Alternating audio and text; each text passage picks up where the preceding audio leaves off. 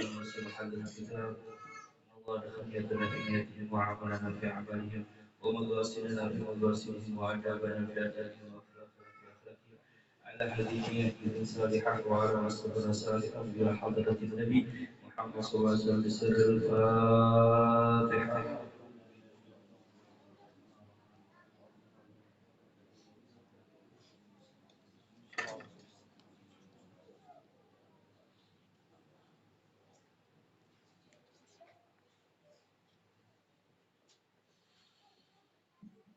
بسم الله ما شاء الله ليس كل خير إلا الله. بسم الله ما شاء الله ليس الفزوى إلا الله. بسم الله ما شاء الله لا حول ولا قوة إلا بالله. السلام عليكم ورحمة الله تعالى وبركاته. وعليكم السلام. بسم الله والحمد لله. الحمد لله على علم المضمون والفهم المكنون سرك منون. اللهم ارزقنا نصيبا من قولك إنما أمره إذا أراد شيئا أن يقول له كن فيكون. اللهم صل وسلم على سيدنا محمد نور الأكرم المبعوث الأكرم المحسر النور والقلم صاحب الأخلاق والقيم وعلى آله وصحبه وسلم. بسم الله الرحمن الرحيم. قل سبحانك لا علم إلا ما علمتنا إنك أنت العليم الحكيم. قال رب اشرح لي صدري ويسر لي أمري واحلل عقدة من لساني يفقهوا قولي وقل رب زدنا علما وقل رب زدنا علما وقل رب زدنا علما وارزقنا فهما وهداية وتوفيقا وإخلاصا ويقينا وإيمانا وآدابا وأخلاقا. آمين آمين يا رب العالمين. الحمد لله. Alhamdulillah, puji syukur kehadirat Allah Subhanahu wa taala. Kita masih diberikan oleh Allah Subhanahu wa taala ribuan juta nikmatnya, terutama nikmat hidayah dan taufik, sehingga kita masih bisa melaksanakan kewajiban yang diwajibkan oleh Allah Subhanahu wa taala, yaitu menuntut ilmu agama. Masuk pada bahasan selanjutnya daripada kitab Sifat 20, qala al-muallif rahimahullah nafa'ana bih wa bi ulumihi fid dharaini amin. Wujud. Wujud artinya ada, maka mustahil tiada. Dalilnya firman Allah Ta'ala, Allahul ladzi khalaqas samawati wal arda wa ma bainahuma. Artinya Allah Ta'ala juga menjadikan 7 lapis langit dan barang yang antara keduanya, maka patut bagi mukmin mu'taqid bahwa ia ingat pada Tuhan Allah Ta'ala pada tiap-tiap yang wujud juga ada. Masuk pada pembahasan yang pertama daripada sifat yang wajib bagi Allah Subhanahu wa taala, yaitu sifat wujud.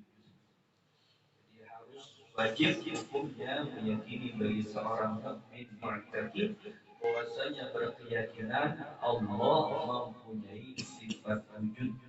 Sifat wujud sifat yang pertama dan karena kalau sudah percaya dengan sifat Tuhan yang namanya ada atau wujud, tawak bisa dengan lain.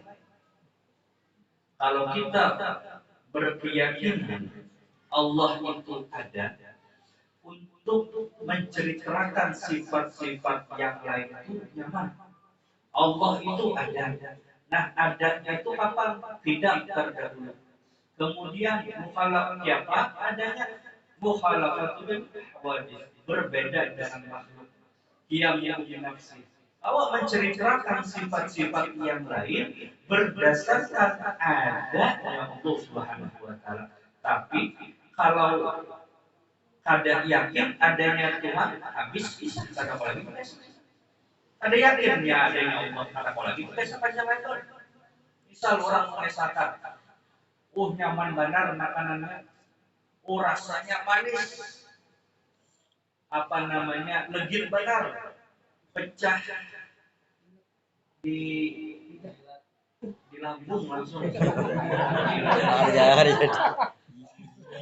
ledak-ledak adalah wadahnya yang ada banyak. Apa ya mengesahkan rasanya, mengesahkan teksturnya, di wadahnya ada paraya.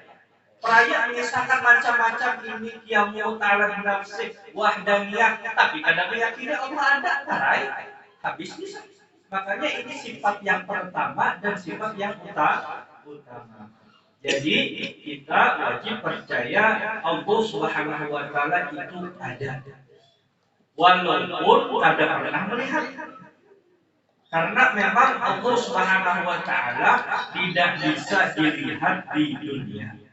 Allah taala sebagaimana dalam firman Allah Subhanahu wa taala, la tudrikul absar wa huwa yudrikul absar. Wa huwa yudrikul absar. La tudrikul absar. Allah Subhanahu wa taala tidak bisa dilihat oleh mata. Ya Allah Subhanahu wa taala yang mana melihat daripada penglihatan. Jadi bukan berarti semua yang tidak bisa dilihat itu artinya tidak ada. Nanti ada pemahaman orang yang ingin menggugurkan sifat Allah yang wujud tadi dengan sebuah pertanyaan-pertanyaan yang ingin meragukan kita. Misal aja, Banyu ini melihat wajah, kelihatan dari baju, lihat berarti ada. Ada surban ini melihat lawan surban ini, melihat berarti ada. Melihat lawan kopiah ini, melihat berarti kopiah ada. Sekarang Allah kelihatan aja, ada berarti Allah ada. Nah, ini menimbulkan kesimpulan bahwasanya Allah itu tiada dengan argumen yang dilihat artinya ada, yang kada dilihat artinya kada. Kita bisa menjawab argumen ini tadi dengan kata-kata tidak semua yang tidak terlihat itu kada. Banyak yang ada di muka bumi ini yang tidak bisa dilihat oleh mata, tapi ada. Angin nih. Kita beratan kau merasakan lawan angin, tapi kita kada kau menunjukkan mana namanya angin, mana namanya angin, kipas angin, mana angin, dipang angin aja, kayaknya kada kau menunjuk. Dan makhluk Tuhan aja, ini makhluk Tuhan masih statusnya itu masih makhluk lagi, tidak terlihat tapi ada. Warna angin kalian tahu warna angin apa? Warna angin itu apa? Kalau masuk angin itu kan tidak abang. Jadi tidak semua yang tidak terlihat itu tidak ada. Jadi kita harus meyakini adanya Allah Subhanahu wa taala. Pokoknya Allah ada. Dari mana dalilnya? Yaitu melalui ciptaan Allah Subhanahu wa taala. Makanya tadi dalilnya adalah firman Allah taala, Allahul ladzi khalaqas samawati wal arda wa ma bainahuma. Allah juga yang menjadikan 7 lapis langit dan bumi dan barang yang antara keduanya. Jadi kita percaya dari dalil dengan melihat ulahan Allah Subhanahu wa taala. Ulahan Allah Subhanahu wa taala. Allah yang menciptakan langit, Allah yang menciptakan bumi dan yang ada di dalam langit dan apa yang ada di dalam. Dengan ciptaan inilah menunjukkan adanya Allah Subhanahu wa taala. Makanya Allahul ladzi khalaqas samawati wal ardh. Langit, bumi isinya adalah ulahan Allah Subhanahu wa taala. Makanya ayat yang pertama kali turun apa? Ayat yang pertama kali turun. Iqra bismi rabbikal ladzi khalaq. Bacalah dengan nama Tuhanmu yang alladzi khalaq, yang menciptakan. Ayat pertama kali turun adalah Iqra bismi rabbikal ladzi khalaq. Bacalah dengan nama Tuhanmu alladzi khalaq. Alladzi khalaq ini yang digaris bawahi, yang menciptakan. Jadi dari ayat pertama kali turun pun Allah ingin memberitahu kita memikirkan bahwasanya Allah lah yang menciptakan kita.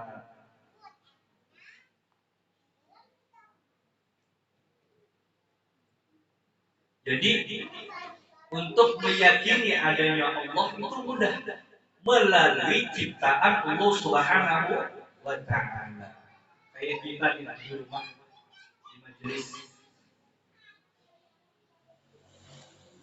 adanya lantai, adanya tiang, adanya atap, yakin benar kita adanya tukang nang mau walaupun dia kadang melihat tukang proses mulai rumah, tapi dia yakin pasti tukang nang mulai walaupun dia kadang melihat proses tukang mulai rumah ini.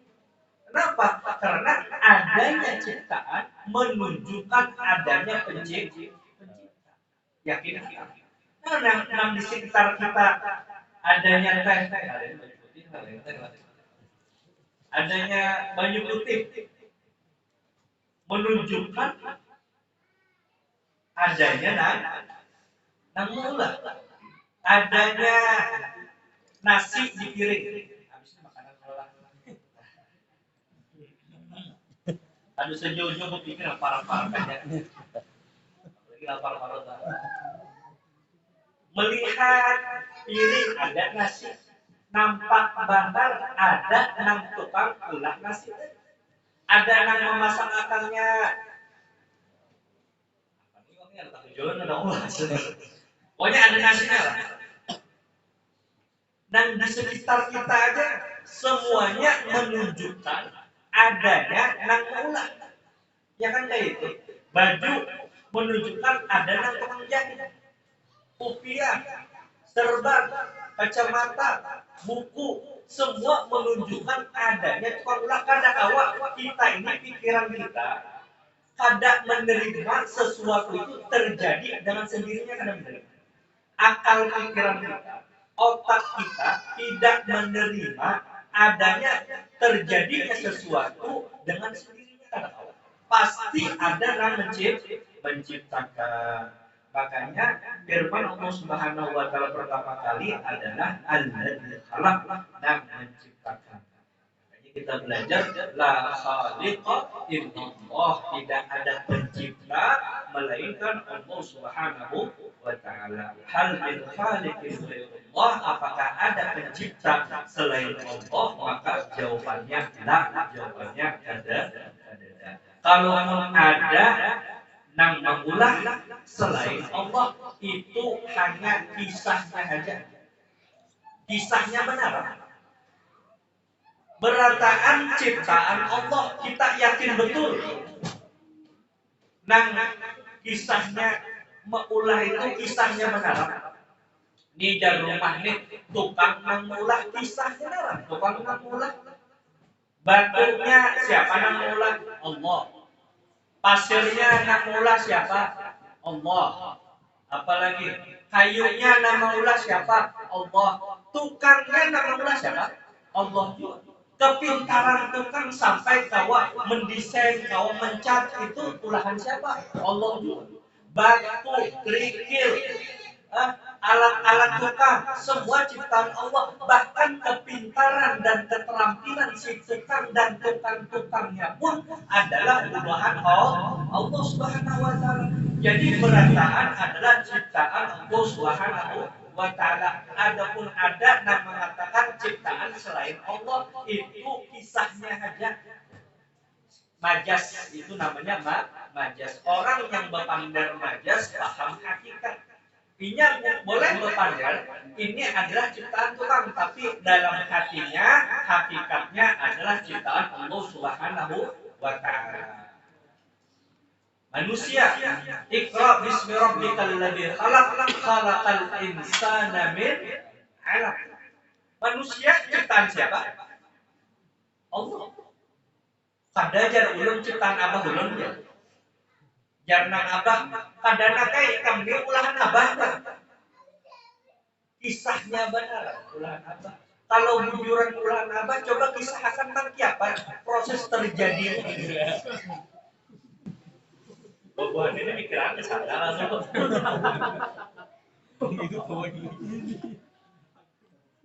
Proses pembuahannya tuh. Ada namanya sperma masuk ke sel intalum. Oh, sel intalum lah gitu. Sel telur. Makanya Allah memulai dengan awal Al-Quran dengan penciptaan manusia.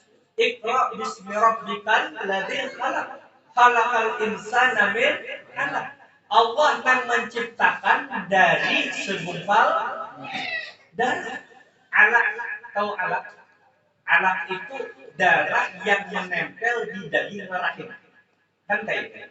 Dari sperma masuk ke dalam rahim membuahi sel telur. Nah, sel telur ini kemudian bergerak kemudian menjadi yang namanya segumpal darah yang menempel di daging rahim. Segumpal darahnya ini kayak pacat yang atau pacat, kayak lintah itu nah, menempel di darah di daging rahim. Nah, Abah mengaku mengulang pian itu nah, ada kok mengisahkan sampai sedetail ini kecuali Allah Subhanahu wa taala. Bukti seseorang menciptakan sesuatu adalah dapatnya dia menceritakan proses terjadinya. Dan yang bisa menceritakan terjadinya, terbentuknya manusia hanya Allah Subhanahu wa taala. Bahkan kan ilmu modern ini hanya setelah 14 abad 1400 tahunan atau 1300 tahunan setelah Al-Quran hajar tahu bahwa kedokterannya proses terjadinya manusia itu pun setelah adanya alat ronsen, ada USG-nya hajar tahu. Lawas sudah Allah Subhanahu wa taala mengungkapkan akan adanya proses terciptanya manusia. Kenapa? Karena Allah memang menciptakan. Dalam ayat yang lain dikatakan, "Tsumma khalaqna nutfata 'alaqatan fa khalaqna 'alaqata mudghah idhamah. Fa qasawna al-idhama lahma, tsumma ansha'na khalqan akhar fa tabarakallahu ahsanul khaliqin." Tsumma khalaqna nutfah, dari nutfah, daripada air. Tsumma khalaqna nutfata 'alaqatan, kemudian segumpal darah. Fa khalaqna 'alaqata mudghah, dari segumpal darah menjadi segumpal daging. 'Alaqata mudghah idhama, fa qasawna al-idhama lahma, barulah daripada darah ke daging. Dari daging ke tulang. Jadi tulang dulu baru daging. Makanya dikatakan pakasonal idhama lahma. Maka dari daging menjadi tulang. Nah, dari tulang tadi baru diselimuti oleh daging, kemudian baru diselimuti oleh kulit. Jadi tulang dulu hanya daging. Daging yang menempel di kepala jadi otak. Daging yang menempel jadi batis, kemudian jadi batis. Kemudian awalnya yang tercipta, awalnya tangannya masih pakai selaput lagi. Kita ini semua tangannya berselaput bro. Barulah terpisah menjadi jari jemari. Kakinya juga kayak itu. Kemudian dari kepala ada telinganya. Kemudian muncullah rambut. Semuanya awalnya dari air.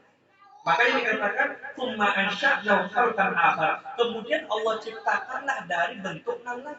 Bayangkan kalau ada maha agungnya Allah Subhanahu wa taala, maha kuasanya Allah Subhanahu wa taala, dari sperma, dari air, kau jadi tulang, kau jadi kepala, kau jadi tengkorak, kau jadi otak, kau jadi jari, kau jadi kuku, semuanya asalnya dari air. Fatabarakallahu ahsanul khaliqin. Inilah mana yang namanya ciptaan Allah Subhanahu wa taala. Jadi Allah yang menciptakan kita. Lain Abah yang menciptakan. Abah ada kau kisahkan maka ini detailnya. Ada kawan. Karena bukti seseorang menciptakan sesuatu adalah dengan dia bisa menceritakan dengan detail si ciptaannya tadi. Terus apa? Terang maksudnya aja. Dalilnya wujud kayak ini. Maksudnya adalah ketika Allah menciptakan ini, kemudian ujungnya kalau kita melihat apapun, kita ingat lawan Tuhan. Melihat lawan awak diri nih, nah kalau bisa jauh-jauh melihat lawan awak seorang. Ingat lawan Tuhan. Ini Allah yang menciptakan, ini Allah yang menggerakkan.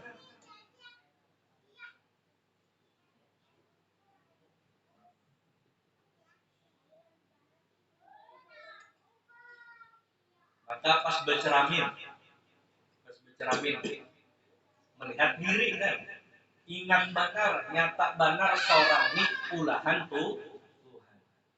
Laqad khalaqnal insana fi ahsani taqwim. Makanya doanya bercermin apa? Allahumma kama asanta khalqi fahassin khulqi. Coba Allahumma kama asanta khalqi dulu baru khulqi.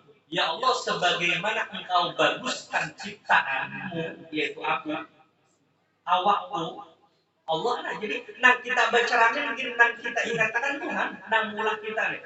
Fahassin khuluqi, maka baguskanlah akhlakku. Jadi manusia jadi diciptakan sempurna.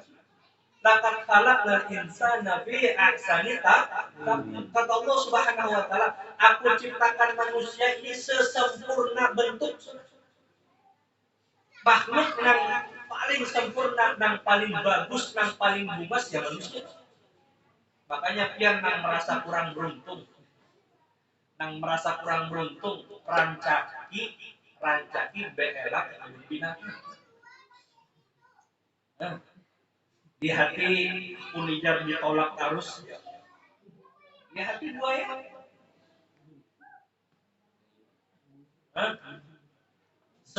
Merasa kada bungas, merasa jelek tadi.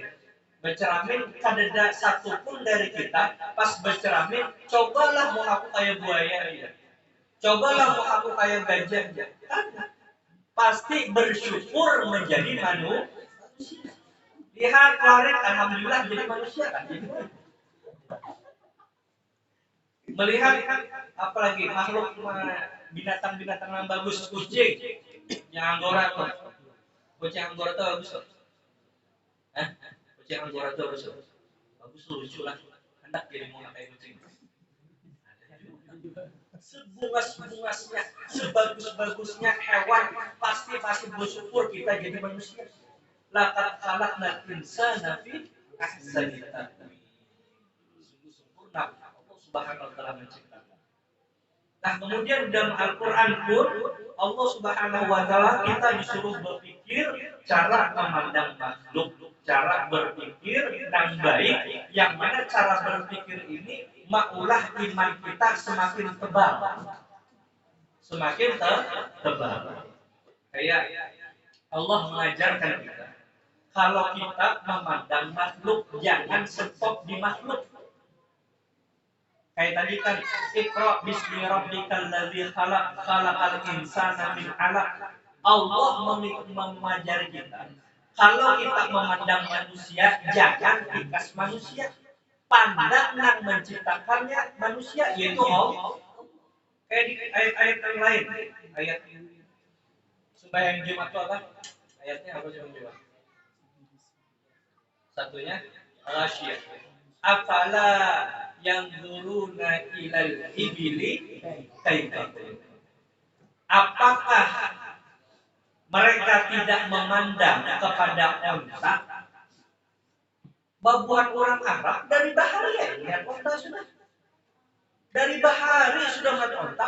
Dari yang baduinya sebelum keluar Islam, sebelum turun Al-Quran, sebelum Nabi Muhammad diutus, awas sudah unta ini dari bahari sudah ada. Dan orang Arab bahari sudah melihat unta. Tapi kenapa Allah Subhanahu wa taala mengatakan afala yanzuruna ilal ibili kaifa? Allah tidak mengatakan sampai ibil aja. Apakah kalian tidak memandang kepada unta sampai situ aja? Ada. Afala yanzuruna ilal ibili kaifa? Bagaimana diciptakan? Jadi kita berpikir jangan sampai memandang sampai ontanya aja, tapi kaifa khuliqat, bagaimana diciptakan. Berarti bagaimana diciptakan ada yang menciptakan, yaitu Allah Subhanahu wa taala. Kalau bahari orang Arab memandang onta itu sebatas onta. Onta apa nih? Onta laki, onta bini. Oh, onta ini keturunannya bagus. Oh, onta ini tinggi besar. Oh, onta ini kalau dijual larang. Sebatas onta aja bahari.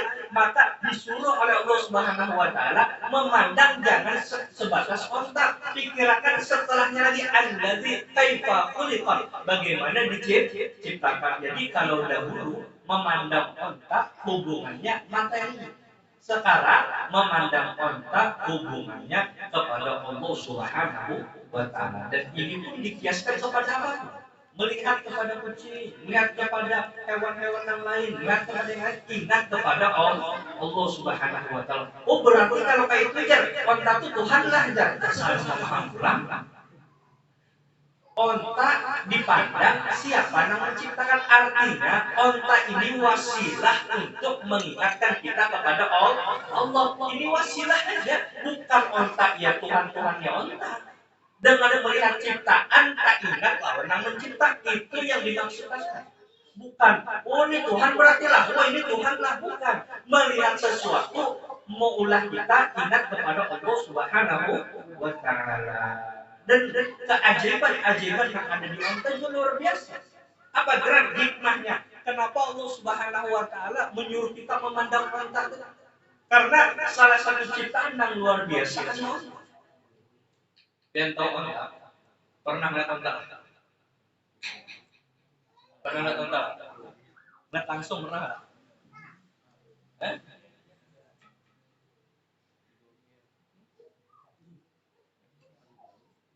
Ini ada kebun binatang ya? Kira-kira ada onta?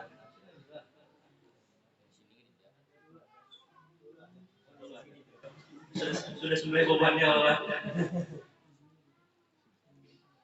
Ajaiban ciptaan Allah yang pernah onta tadi. Onta itu bisa meminum sekali minum 30 sampai 40 liter. Cukup ya? Sebentar aja kalau ada amin-amin. Kalau pada bulan-bulan puasa. Onta tadi dalam sehari kawan meminum 30 sampai 40 liter. Setelahnya, inya kau perjalanan jauh. Dan di dalam perjalanan, inya kuat berjalan sampai 30 hari atau sampai sebulan, kuat ada minuman lagi. Ada minuman. Jadi, onta itu setelah meminum, ada penyimpanan yang namanya punuk onta. Ya kan? Onta pernah makan onta? Ada punuknya di sini. Itu kalau di kita tuh kayak tandon air rumah. Kalau menyimpan baju itu kan di atas ada tandonnya. Nah, itu semua ilmunya dan ciptaan Tuhan. Itu onta tadi. Jadi baju tadi disimpan onta di punuknya disimpan, tapi bukan berupa cairan. Tadi air tadi mengental menjadi lemak.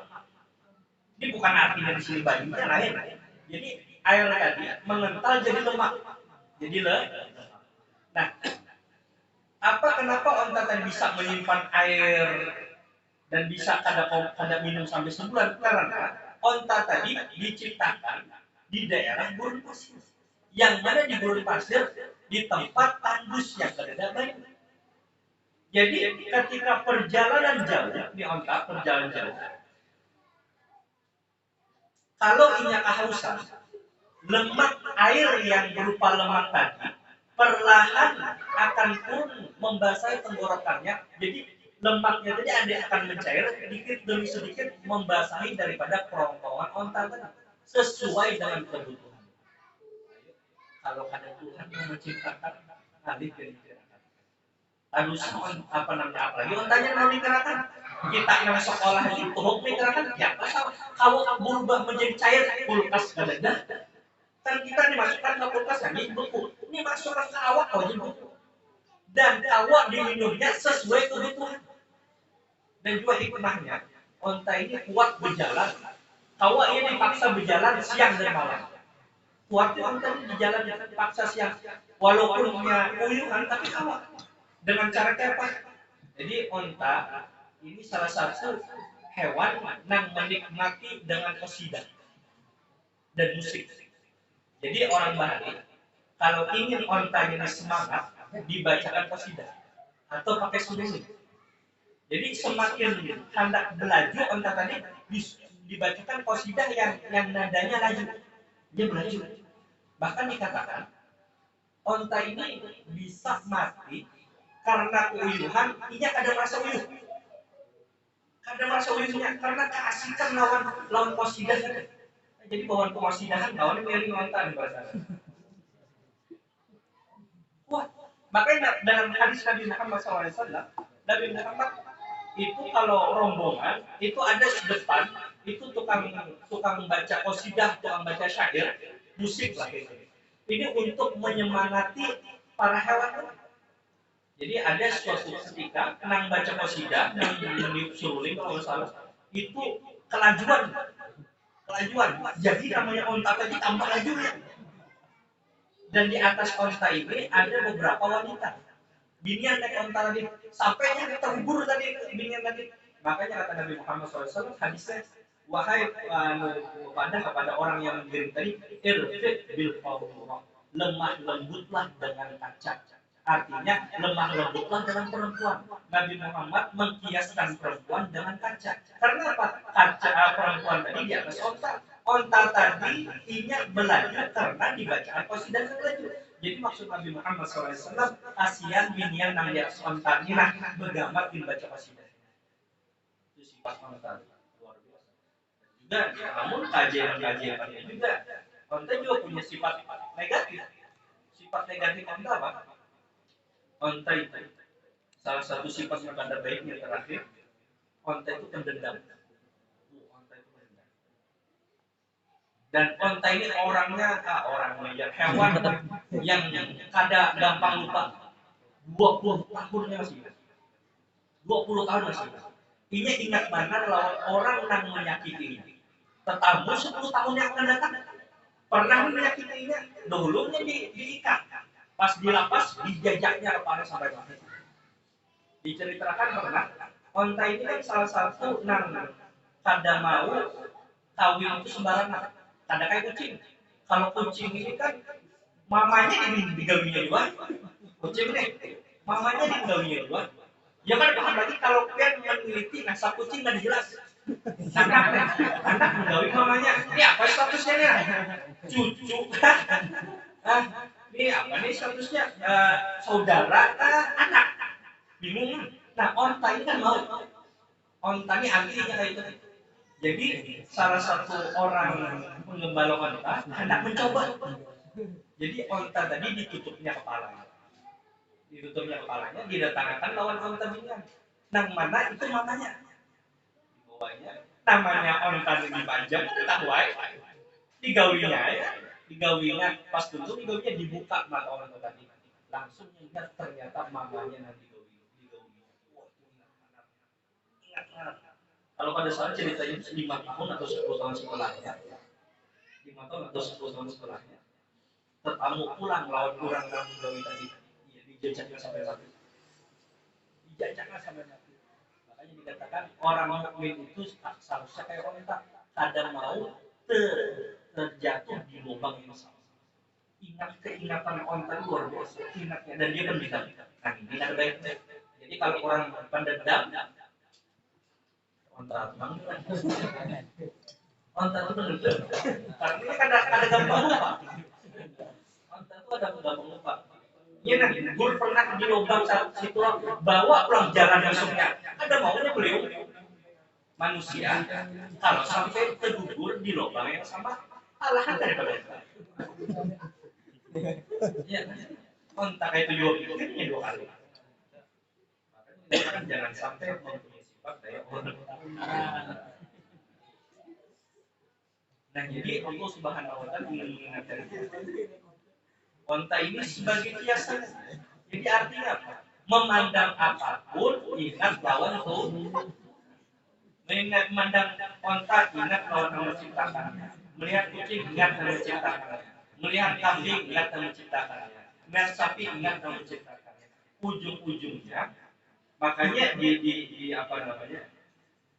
Dilanjutkan daripada kitab ini dikatakan maka patut bagi mukmin muttaqin bahwa ia ingat pada Tuhan Allah Ta'ala pada tiap-tiap yang mewujud. Jadi hasil daripada sifat mewujud itu adalah melihat ciptaan, ingat lawan pencipta. Itu hasil. Melihat ini yang menciptakan Allah, ini yang menciptakan Allah. Ingat lawan yang menciptakan adalah Allah Subhanahu wa Ta'ala. Wallahu a'lam bishawab. Semoga Allah Subhanahu wa taala memberikan kita ilmu yang bermanfaat, jadikan kita hamba-hamba yang istiqomah dalam kebaikan. Semoga Allah Subhanahu wa taala memberikan hidayah dan taufiknya kepada kita semua. Amin amin ya rabbal alamin.